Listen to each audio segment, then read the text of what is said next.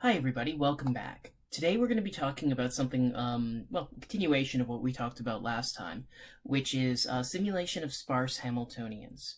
So this is going to be a generalization of what we talked about last time. So what we talked about last time, if you recall, is we showed how to simulate a Hamiltonian. And what I mean by simulate a Hamiltonian is that for a Hermitian matrix H, where Hermitian ends up meaning that H is equal to H prime. What we want to do is we want to build a unitary matrix that's of the form e to the minus I h t. Now, the interesting bit about this is for all the compilation problems that we'd seen before this, where we're trying to build a unitary, we knew the matrix form of the object we're trying to construct. In this setting, we only know the matrix form of H. We don't know its operator exponential. And actually, the cost of computing this operator exponential, because it's an order 2 to the n by 2 to the n matrix, we can't go through and actually compute this directly. And so this is one of the reasons why we do quantum simulation. And so the problem that we were looking at before is, let's consider the case where the Hamiltonian is a bunch of Pauli operators. In particular, let's assume it's of the form AJ, PJ, where these over here are Pauli operators. And in particular, what I mean, again, by Pauli operators is I mean that each of these is a tensor product of matrices from the set identity X, Y, and Z over here. So that is what I mean by a Pauli operator.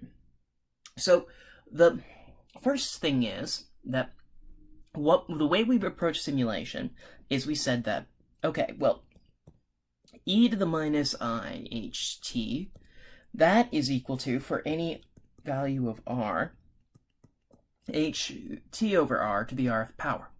So basically what this is doing is breaking up our time evolution into a sequence of r short time increments, and then simulating inside each of these tiny little time slices the evolution according to this short propagation. Now, the reason why we do this is because if t over r is small, then e to the minus I h t over r is equal to, for this particular Hamiltonian, the product from j equals 1 to n, e to the negative I aj pj t plus order sum over j k, the norm of the commutator between hj and hk times t squared over r squared. And what this ends up meaning is that if we have a protocol for implementing each exponential of a Pauli matrix, then we can do this and make the error arbitrarily small by picking r sufficiently large. And in particular, we end up getting that the number of exponentials that we need to simulate in order to hit error epsilon, you can show is in order n cubed t squared over epsilon, where epsilon here is our error tolerance such that if this operator that we're approximating over here is v to the r, we end up having that norm of e to the minus I h t minus v to the r is less than or equal to epsilon. And in case you're wondering, this norm that I'm picking over here is the induced 2 norm, otherwise known as the operator norm, or the, if you prefer, the Schotten infinity norm. It's basically just the largest eigenvalue of the matrix. So that is what we did. So that limited us to the case where we're dealing with Pauli operators. So the question we asked is, how general is this? Okay, and the answer is, formally, it's completely general. Why? Well, any Hamiltonian can always be written in as the sum from j equals 1 to n, aj, pj, because Pauli operators form a complete operator basis. And the coefficients a sub j can always be found for a 2 to the n by 2 to the n matrix by the following expression. It's the trace, which I explained previously, of the Hamiltonian multiplied through by the Pauli operator, that corresponds to the coefficient that you want to find. So this will end up giving us each of the coefficients. However, in general, if we've got an arbitrary matrix here, the thing is that in general, all of these are going to be non-zero. If we have just an arbitrary random matrix, there's no reason to suspect that this would be zero for a majority of them. And that means if you just count the number of Pauli operators we have order 2 to the 2n Pauli operators. And so that means that n scales like that. So if we were to use this in order to simulate a generic Hamiltonian, we could approximate e to the minus I ht over r using our Pauli operator simulations in time order 2 to the 6n t squared over epsilon. And actually, that's worse than what we would do with be able to get with conventional classical methods. Because, as you can see, it scales exponentially with n. But the key thing that we wanted to do is get polynomial scaling, i.e. we wanted cases where n, it varies polynomially with the number of qubits. So cases where this is true over here, they actually happen to be pretty large. This is true for chemistry. It's true for fermionic physics, more broadly. It's true for spin models and many other applications. However, it's kind of, apart from this criteria, this condition doesn't really speak to how broadly quantum simulation methods actually end up applying. So what we'd like to do is we would like to be able to go a little bit further. We'd like to be able to come up with a large family of Hamiltonians that share appropriate linear algebraic properties that guarantee that we can do an efficient simulation, i.e. guarantee that n is polynomially large, and all the exponentials that we need to deal with can be efficiently implemented. Okay, cool. So that's how we go about doing this. But before we jump into some of these details, there's a couple of linear algebraic properties that I'm going to need to discuss. Because the class of Hamiltonians that we're going to be simulating are sparse Hamiltonians. Okay, so what do I mean by a sparse Hamiltonian? What I mean is a Hamiltonian is considered d-sparse if for every row x, there exists at most dy's such that hxy is not equal to 0. Okay, so this counts how many non-zero elements there are in a given row. Also, because h is equal to h dagger, since it's Hermitian, this also implies that each column has at most d non-zero elements. All right, so that's the definition of a d-sparse matrix. So to give you some examples of this, some of the operators that you're familiar with, like let's take a look at this one, poly x. This matrix is an example of a one-sparse matrix because every row and column has at most one matrix element. If we take a look at another example of Z tensor Z, this matrix is of the form 1, minus 1, minus 1, 1, and zeros everywhere else. This matrix is also one sparse. Actually, it turns out that all tensor products of Pauli operators, these guys are also one sparse. However, of course, not all matrices are one sparse.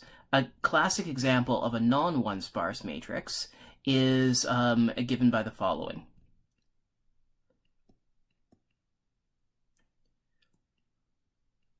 Okay, this 4x4 matrix over here is two sparse, because there are at most two non-zero elements in every row and column. All right, great. So that's the notion of sparsity that we're working with. And so the Hamiltonians that we're interested in are actually even a more specific class of sparse matrices. We're interested in a class known as sparse row computable. I think I might have gotten a little bit crazy with those hyphens there. Sparse row computable matrices. Okay, and what do we mean by a sparse row computable matrix? What I mean is, that the matrix is d-sparse, and there exists efficient algorithms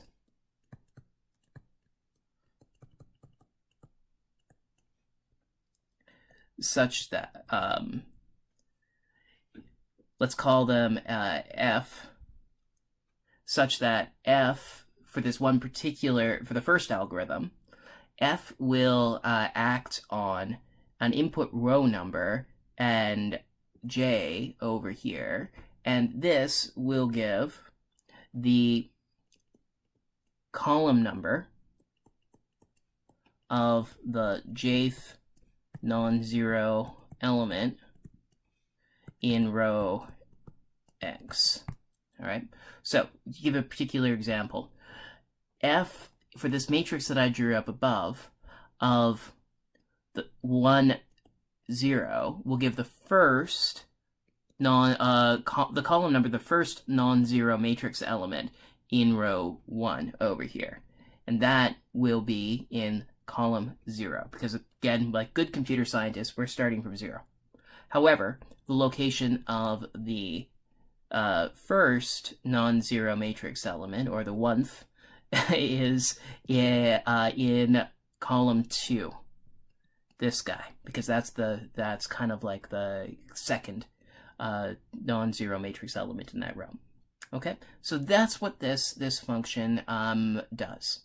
The next one we need to do is this one basically tells us where the locations of the non-zero matrix elements are.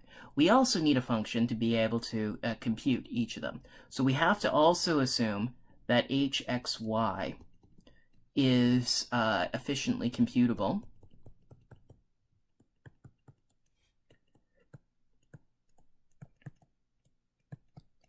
for all x and y. Okay? Now, this efficient computability, what in particular I mean is that the matrix element can be computed in time that scales polynomially with n. So number of circuit operations that ends up scaling like that. So we don't want a function where we have to basically compute the entire matrix to know what a particular element is. We want a matrix where the values of these elements is particularly easy. For the case of the matrix that I gave up above, this function really is trivial. It's 1 if the matrix element is non-zero, and it's 0 otherwise. So the example that I gave here is a trivial example for both of these oracles. Okay, cool. So those are the subroutines that we're going to use, and we're going to assume that there exist quantum algorithms for implementing them. The first one I'm going to call OF of j. And what this is going to do is it's going to take x and 0 and map that to x and f of x, j. Okay, and similarly, I'm going to postulate the existence of OH, which will take x and y, tensored with 0, and map that to x and y tensored with hxy.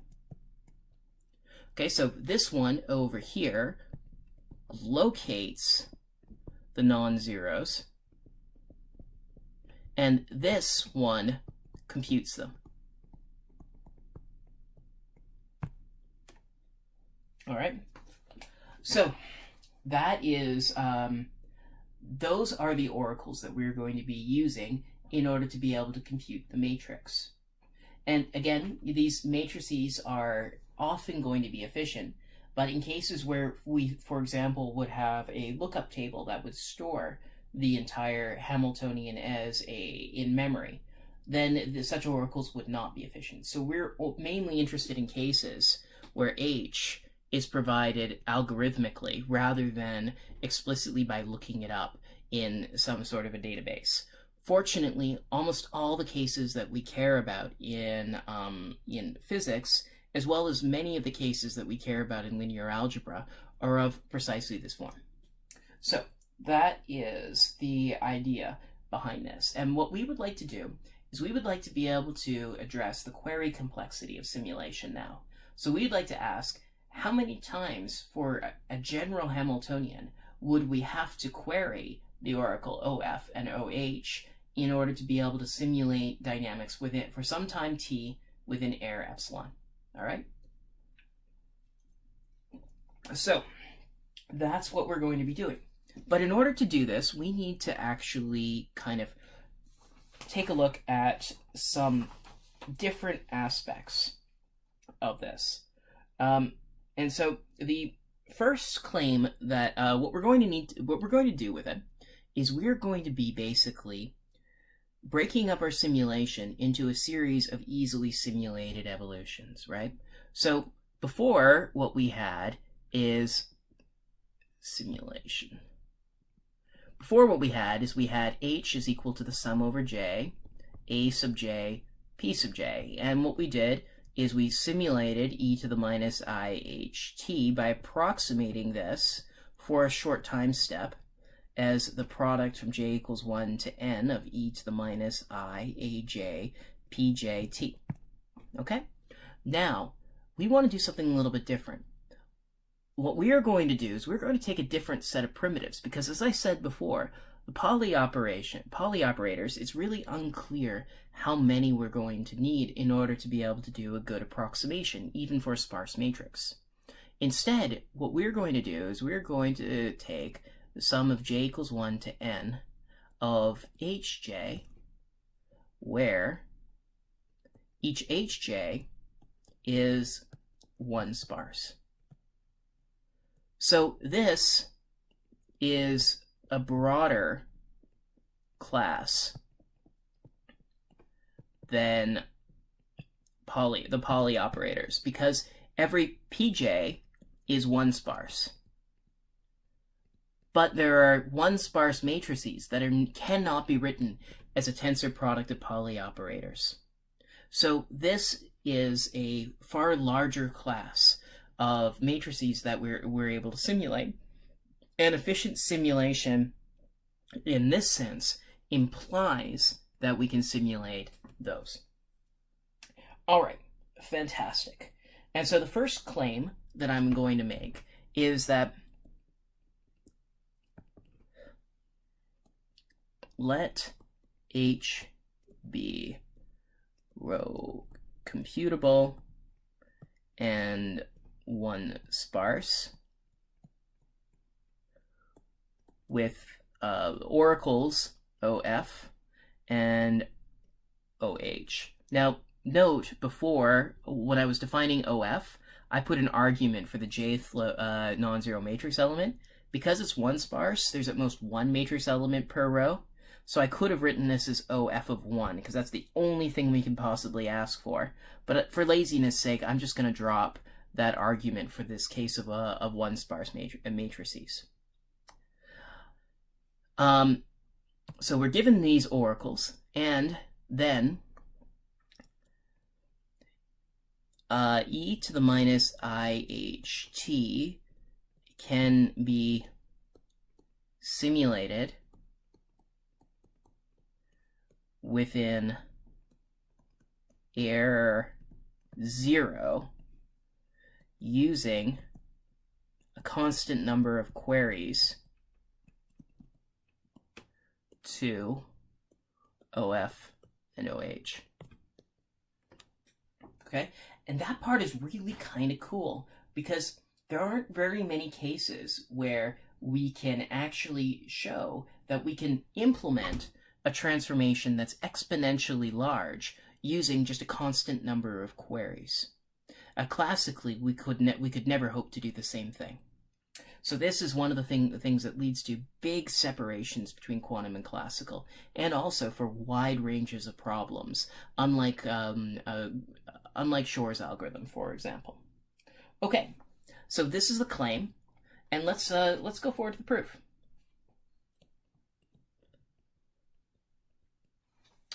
All right, so the basic idea behind the proof is that let's consider our a Hamiltonian that is one sparse, okay?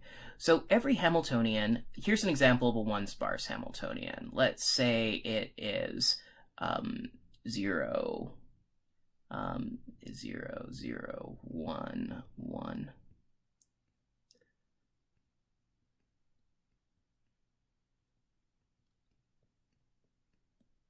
Okay? So this is an example of a one sparse Hamiltonian because there's only one non-zero matrix element in every row and column.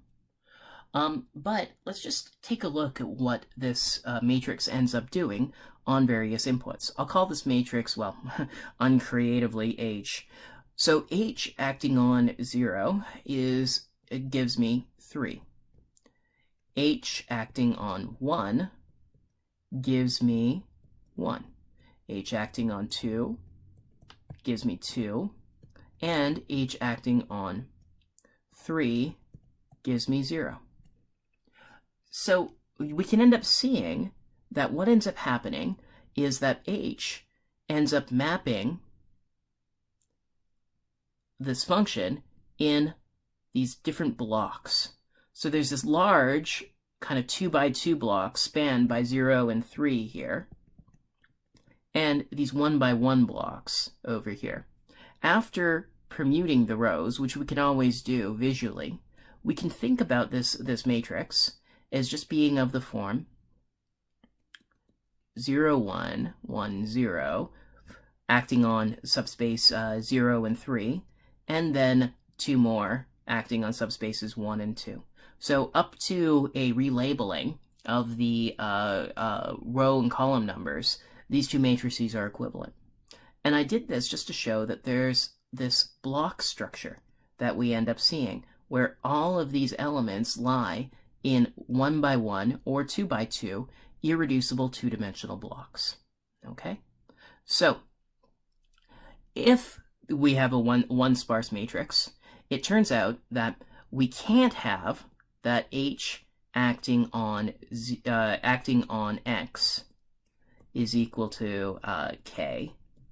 And similarly, we can't have, with H acting on Y equals K for X not equal to Y. Because otherwise, when we compute the matrix representation for it, we would find 2 non-zero elements. So, because that would imply the matrix is too sparse, that's impossible. So every possible case that we look at has to be of a similar form to this case over here. Okay? So what that means is that everything is naturally going to form in blocks. Similarly, what we end up having is that our matrices can always be written in the form something like A, B, C for various block matrices. So after this permutation, we can think about this in that particular form is equal to H. Now, e to the minus I, H, T for these block matrices is equal to the sum from j equals 0 to infinity of negative I h t to the j over j factorial, just using the definition of the matrix exponential. However, here, something really kind of interesting happens. Since we have this block structure, we have that h to the j is actually equal to a to the j, b to the j, c to the j, so on and so forth. Because each of these blocks only multiplies through by itself. There is no overlap with any of the other blocks. So therefore, just because of this special structure, we can always write the jth power of the matrix as the jth power of each of these individual blocks.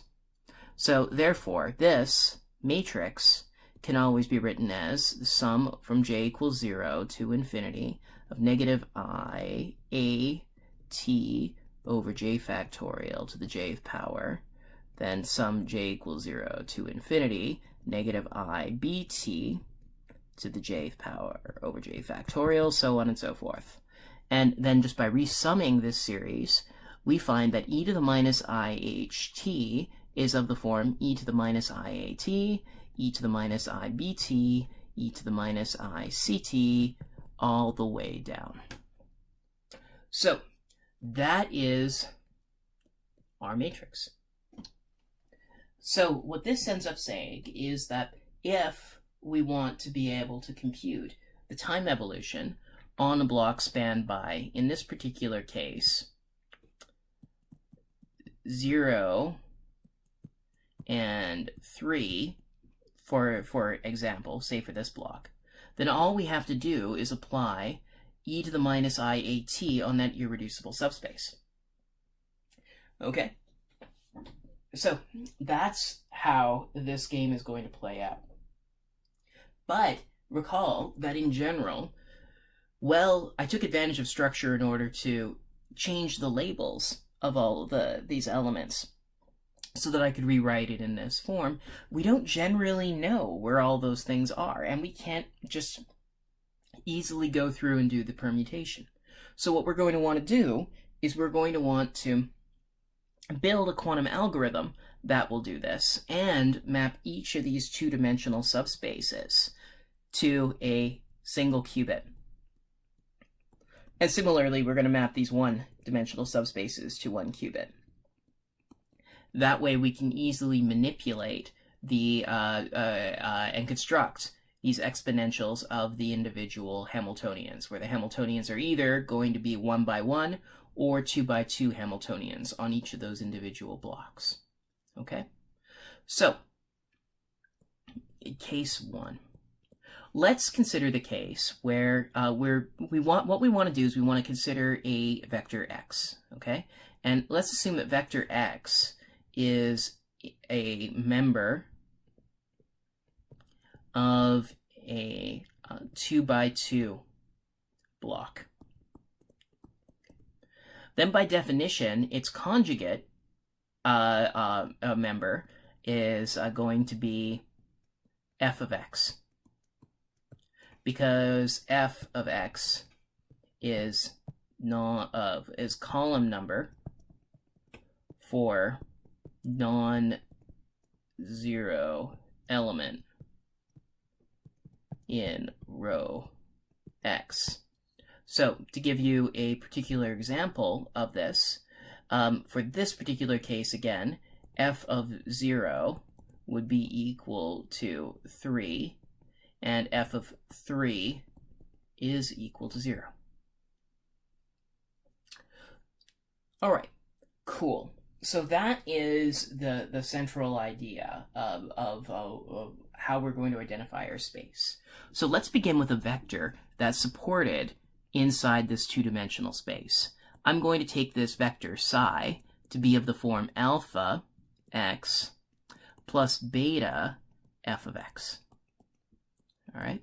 So the first thing I'm going to do is I'm going to follow the same protocol that we ended up using actually previously in our lecture on universality.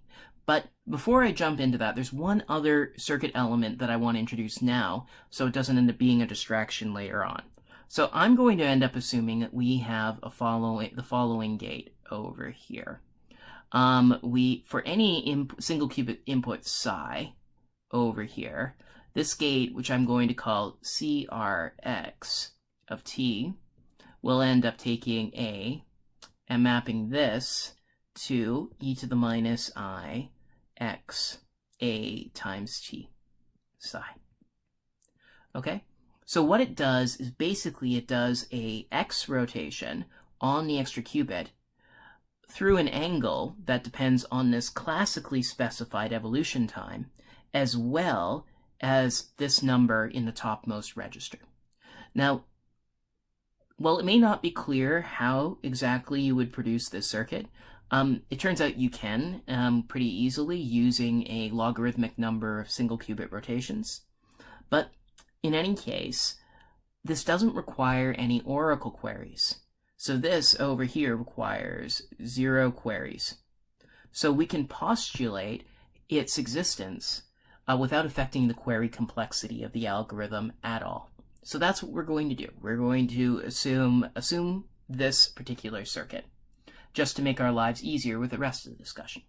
So the very first thing I'm going to do is I'm going to begin with a state, AX, or alpha x plus beta f of x, and I'm going to also put on some junk qubits that I'm going to need in the protocol.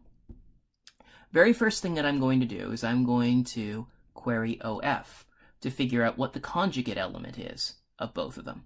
This will map me to x f of x plus beta f of x f of x.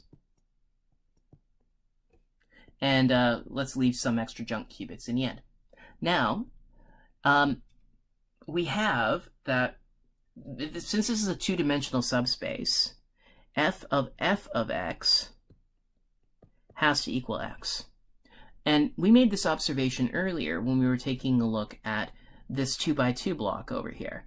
So if we found the location of the non-zero, of the column number for the non-zero matrix element over here, well, this column number is column number 3, right? So f of 0 is 3. However, f of 3 is 0. So in this case, we have f of 0 is equal to 0. So in this case, f of x is always equal to x. So we can always just rewrite this as alpha x f of x plus beta f of x and some junk stuff over here. So notice these two registers describe the exact same space, but the role of x and f of x are reversed. Furthermore, I'm going to assume that f of x is greater than, for this case, x. Because I assumed a 2x2 block, the equality case is something I won't have to consider. So, if we have this, what I'd like to do is I would like to be able to rewrite this so I could move the alphas and the betas into a value, into a quantum state on a single qubit, which can be easier to manipulate. Again, just like we did back when we were talking about universality. And the way that I'm going to do this is I'm going to take consider the circuit, just like we did before, of a comparison, where the comparison circuit ends up taking x and y and 0 over here, and yielding x, y, and a bit that ends up determining whether x is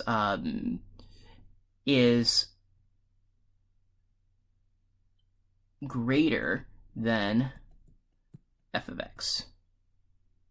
Or let's say greater than or equal to f of x. Okay, cool. So in this particular case, if we apply this comparison operator here, then our quantum state will end up mapping to our alpha x f of x And because f of x is greater than x, this is false, and therefore the third bit is 0. However, this is flipped for the next one, and so it's beta f of x, x, 1. And we're going to have some zeros left over. So this whole thing, I can, now what I'm going to do is I'm going to do a series of controlled swap operations, swapping this register and this register if that one is 1. So by doing these controlled swap operations, I end up getting alpha x f of x 0 plus beta x f of x 1 and some zeros left over.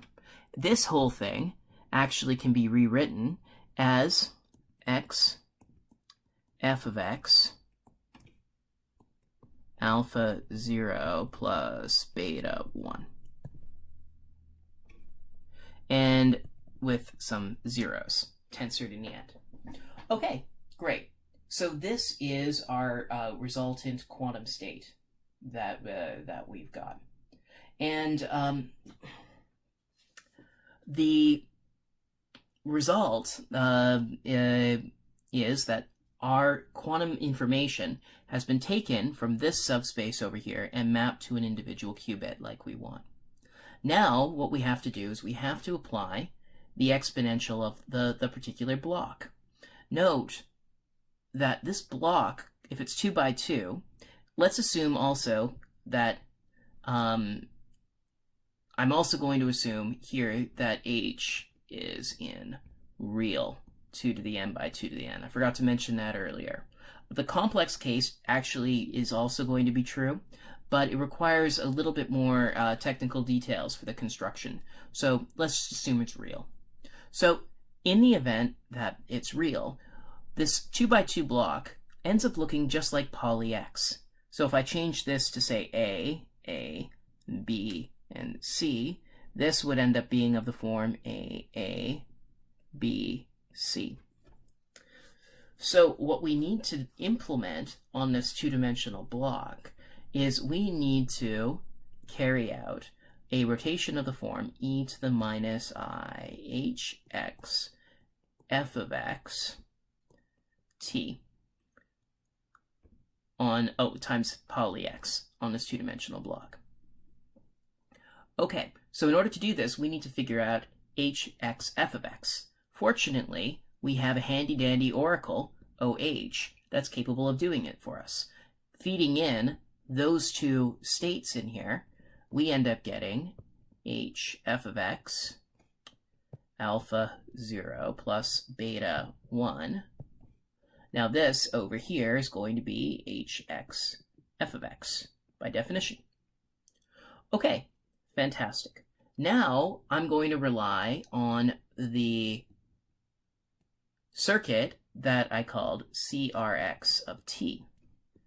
And applying CRX of t using this as the A register fed into the top, and this over here is going to be our psi fed over there. This will end up mapping us to x f of x e to the minus I hx f of x t acting on alpha 0 plus beta 1 h x f of x. Great. So this has now done the two-dimensional rotation that we need in our subspace. Now what we're going to do is we're going to clean this up. And after cleaning up the OH, the C swaps, and going all the way back, this will end up giving us e to the minus IH. The same action as e to the minus IHT acting on alpha x plus beta f of x and a bunch of ancilla qubits that are reverted to 0 in the end. So this shows that this approach ends up implementing the appropriate transformation. Now, let's take a look at the next case. case 2. Here, let's assume that X is a 1D block. So in our previous example, where we have a Hamiltonian of the form BC over here, we're assuming that our value of X is, say, in this block over here. So in this particular case, what we have is since it's a one-dimensional block, f of x is equal to x. Now, we're going to show that by doing basically the exact same set of transformations, except with one extra step, we're going to do an x rotation rather than a z rotation, then we'll get exactly the transformation we want. And a transformation we want out of this is, again, x goes to e to the minus I b t x. Okay, cool. So let's see that. Well, the way that first thing we do is we begin with the state x over here and 0. We now are going to query OF. Now this part is trivial because it's going to yield f of x 0, which happens to be equal to x 0. Okay, great. Now we do our next step, which is a comparison. Now the comparison is really stupid also in this case because these two are equal. And the way we defined it is that the I'm sorry, I was wrong about this definition. I wanted this to be 1 if x is strictly greater than f of x. Okay, but in any case, after doing the comparison, what we end up getting is then that this goes to x f of x 0 again. Okay, fantastic. Now I'm going to apply a C-swap.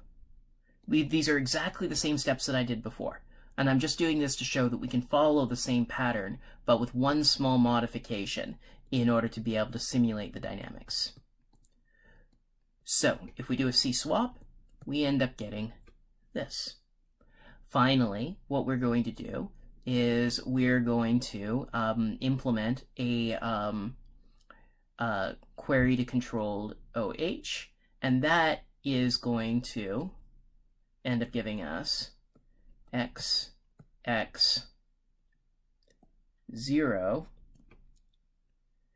and a vector that will contain hxx over here. Now I'm going to say, okay, well, let's take a look at the following transformation.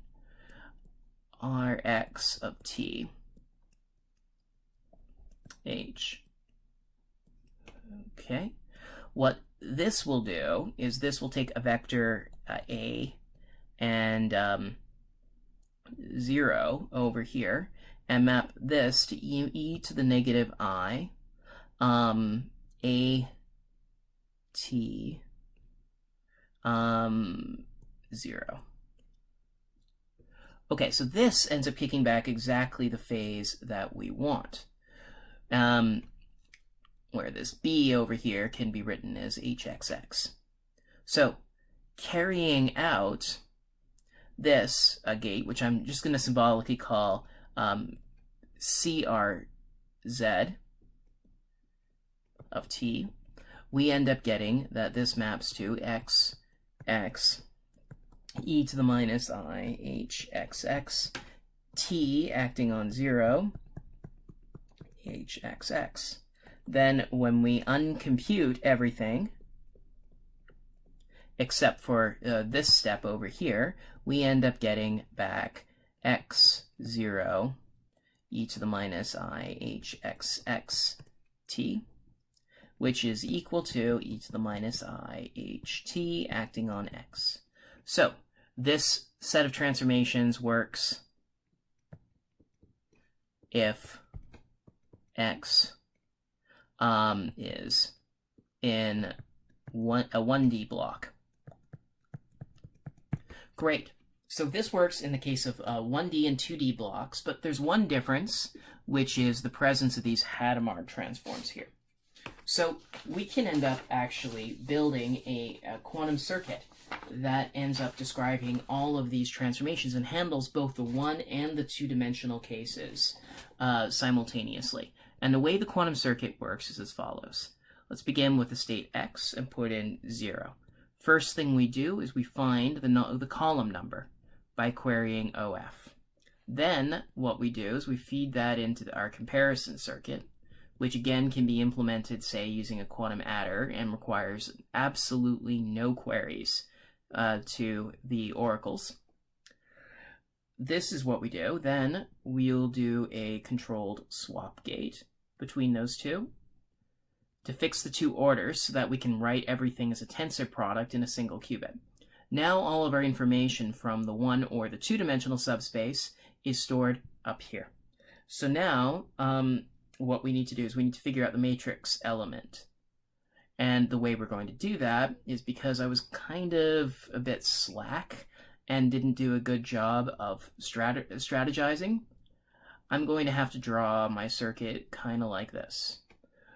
All right, so the way that this is going to go down is we're going to have a control swap. After the controlled swap, we are going to do a, this is cool.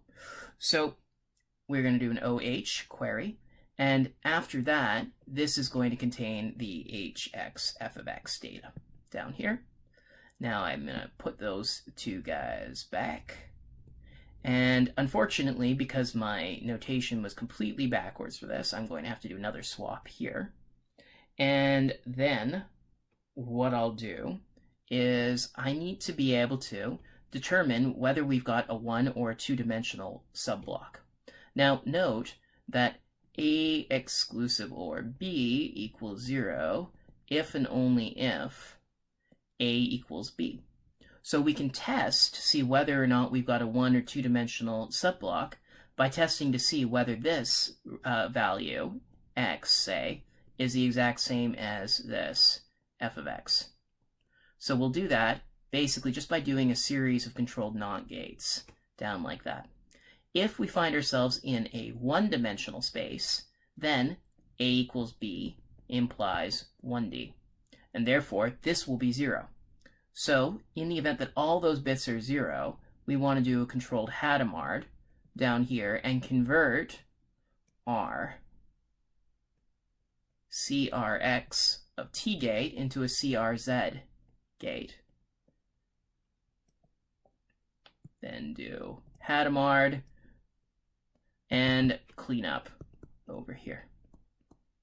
So we just repeat this exact same pattern after the Hadamard backwards until we've undone all the basis transformations that we ended up doing. And this circuit will implement e to the minus I h t x for all x. And this implies that this will implement e to the minus I h t psi for all psi. And the argument for this is linearity, because this is equal to e to the minus I h t sum over j, aj, j, which is equal to, by linearity, sum over j, aj, e to the minus I h t acting on j. And we've guaranteed that each of these is right. Therefore, we know that this is also right. And thus, we can perform the simulation, perform sim exactly using 4 queries. Now, the reason why I say 4 is because we had 1 here, we have 1 query here, but in the cleanup, we're going to have to undo this, and we're going to have to undo that. So this ends up leading to 4 queries that we have to make in the process. So this can be done using just 4 queries, and in turn a polylogarithmic size or polynomial size circuit on top of that. So what this implies is that the result is proven. So this is an example of, again, an exponential advantage that we can end up getting, at least in terms of query and circuit complexities. Well, yeah, I guess that's about all you can get. From versus doing an exact simulation using matrix vector multiplication of this operator exponential. So that's actually really kind of amazing, and also it requires a constant number of queries. So how do we end up tying this in to our previous stuff? So how to simulate d-sparse. So as a particular example, this case that I did previously was true for 1 sparse. So what we want to do is we want to, again, write our Hamiltonian as a sum from j equals 1 to n of hj, such that hj is 1 sparse. So the way that we formally want to do this is what we want to do is we want to be able to take the matrix and come up with a particular rule for placing the non-zero matrix elements of the matrix inside an appropriate submatrix. And so the way that we will do this is, for example, let's take a look at this case over here. This is a 2 sparse matrix. And what we would like to do is we'd like to be able to write this as a sum of 1 sparse matrices. Now we can do that, and basically the way that we do this is we just alternate back and forth. We'll assign these to a particular submatrix, and we'll assign those to the other submatrix. So this over here is equal to 0, 1, 1, 0, 0, 1, 1, 0, so on and so forth, plus 0, 0, 0, 0, 1, 0, 0, and repeating that pattern again. So that's how we can end up doing it by eye in this particular case. But that was taking advantage of structure that we can look at and reason about in the Hamiltonian. If we only know the Hamiltonian matrix through accessing an oracle, which is usually the setting in most of these methods, then we can't rely on this kind of a structure to take advantage of. So instead, what we're going to have to do is we're going to have to rely on other techniques. And this result is going to be vitally important for us. This is proven by Barry, Hocus, Cleve, and Sanders in 2007. And the result is, let H be a 2 to the n by 2 to the n matrix with OF and OH oracles. Then H can be written as sum from j equals 1 to capital N of H sub j, where each H sub j excuse me, has analogous oracles of the form OF of j, and, well, okay, I guess we can call it OH of j, but in this case, it turns out in the construction they're trivially the same as OH. Such that OF of j yields the non-zero matrix element in any row in exactly the same way. So these are just the exact same oracles, OF and OH, but just specialized for each of these. And OF of J, OH of J can be simulated using order log star n queries to OF and OH. And for those of you who haven't seen logstar, what logstar is, it's the iterated logarithm. So it's the number of times that you need to like press logarithm on a calculator to start from some number to get a number that's smaller than a constant like 6. It's technically a diverging function, but it's one of the slowest diverging functions that you can think of. Like if you plug n equals the number of particles in the universe, you get some value that's less than like 7. So what that ends up meaning is that for all practical purposes, because we're not going to do this on a number of qubits that's greater than the number of particles in the universe, log star n is, it's going to be upper bounded by like 6. So that means that the costs for doing this are relatively minimal. However, there's one other thing that I should mention, that n, in this case, is equal to 6d squared. Now, the proof I'm not going to go over. The proof is kind of technical, and I think it will lose people, but it ends up going through graph colorings. And in particular, it ends up looking at distributed graph colorings based on a technique known as deterministic coin tossing. And the key point behind all of it is that the reason why we end up using these distributed graph coloring algorithms for this proof is because of the fact that a coloring exists from Ising's theorem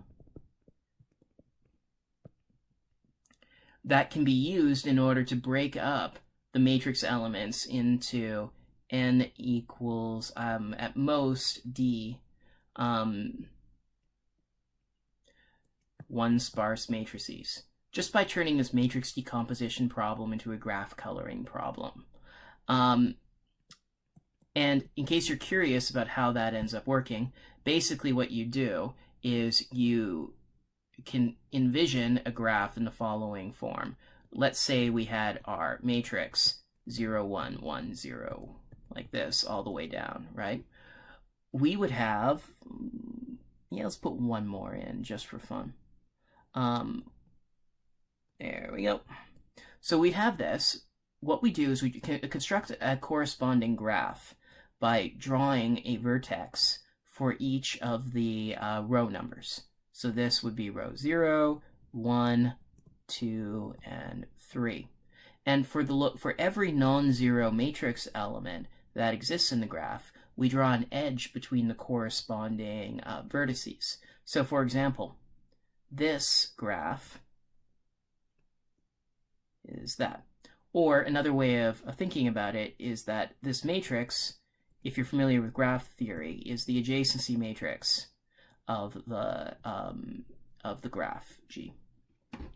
Okay, so this is just a linear graph that we end up having over here.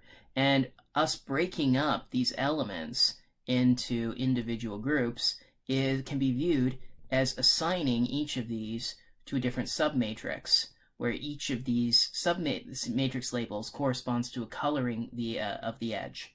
So that is basically how this whole thing works and why graph coloring reduces to this problem.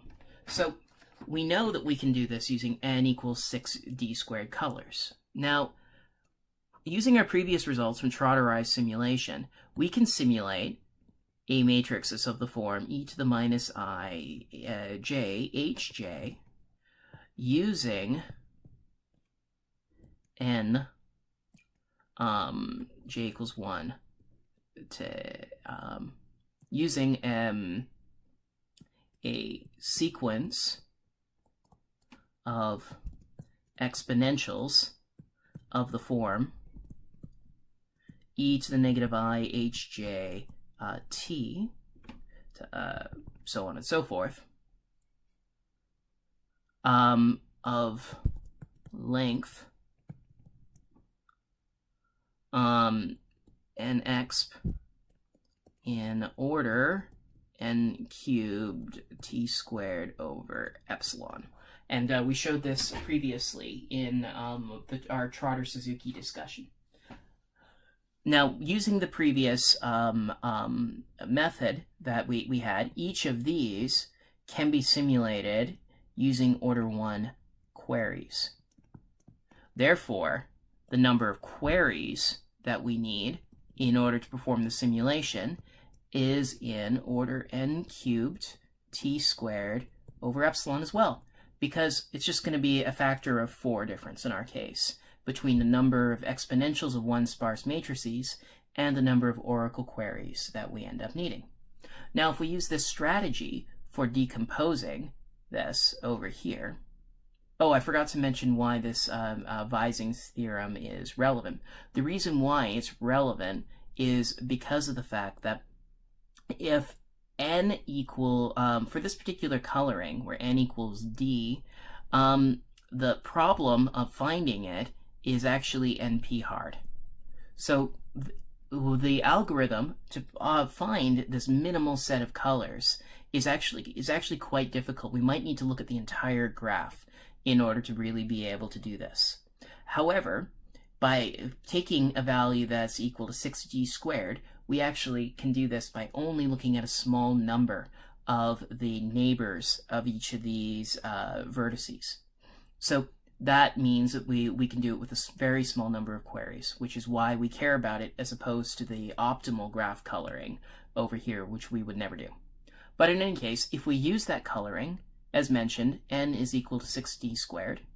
So therefore, the number of queries ends up scaling, unfortunately, like d to the 6th t squared over epsilon.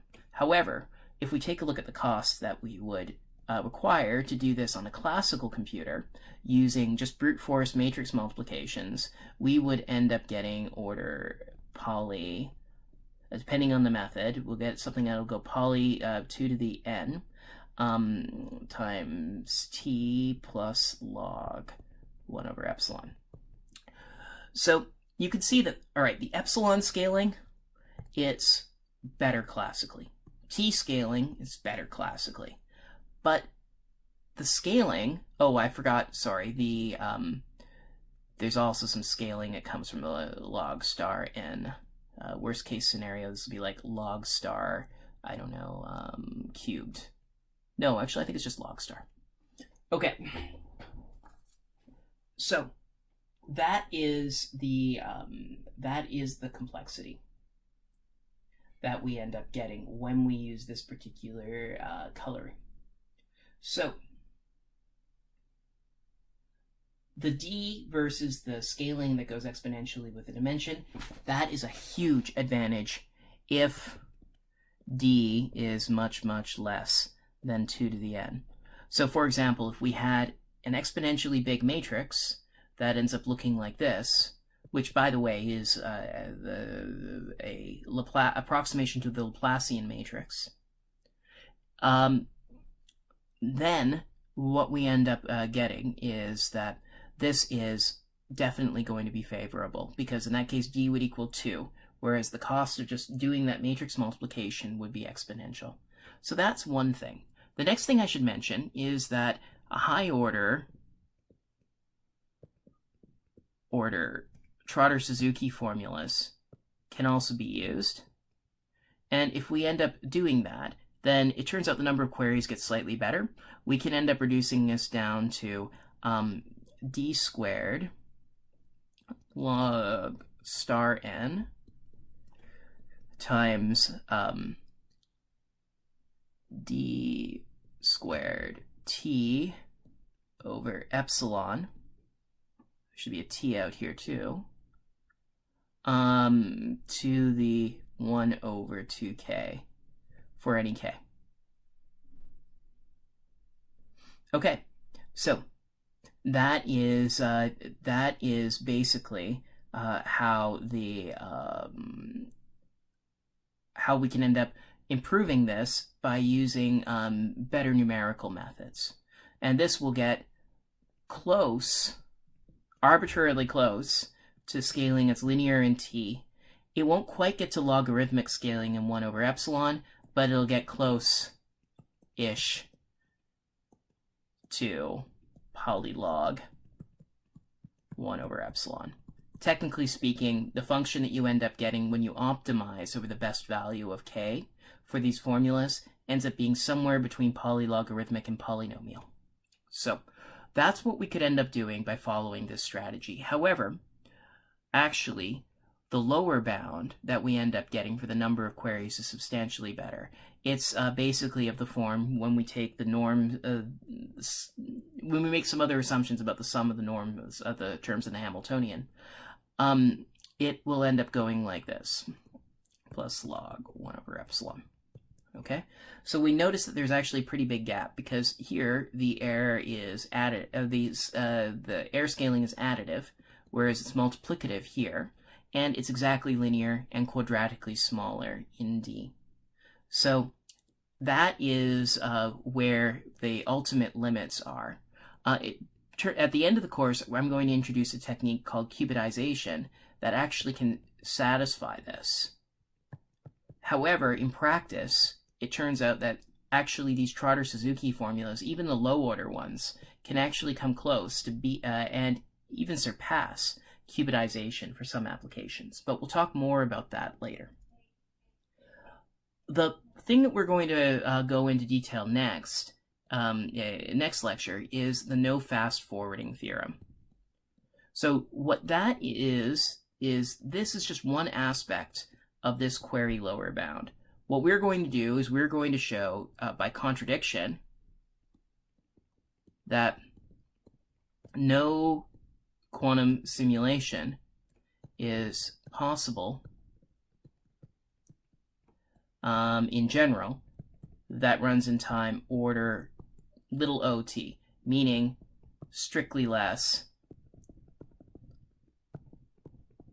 than linear asymptotically. Okay, so that's the no fast forwarding theorem. Now, this result actually, I mean, at an informal level, is kind of obvious. And the reason why it's kind of obvious is that if you could always fast forward all evolutions, then, okay, well, let's simulate a quantum computer on a quantum computer. If we could do that, then and this result were true, then it would take less time to simulate the quantum computer than it would take to run the quantum computer. So, okay, cool. Then how about we simulate that simulation of a simulation? By repeating this over and over again, we run into this ridiculous situation where just by having more and more simulations, we can end up making everything arbitrarily fast, which is patently silly. However, the way that we're actually going to prove this is by relating this to a query lower bound for parity calculation, and show that if we were able to simulate a Hamiltonian faster than this, then we could actually use this to compute parities of bit strings faster than the polynomial method proves that we can actually do so. So that's where we're going next lecture. Thank you very much for sticking around, and hope to see you all next time.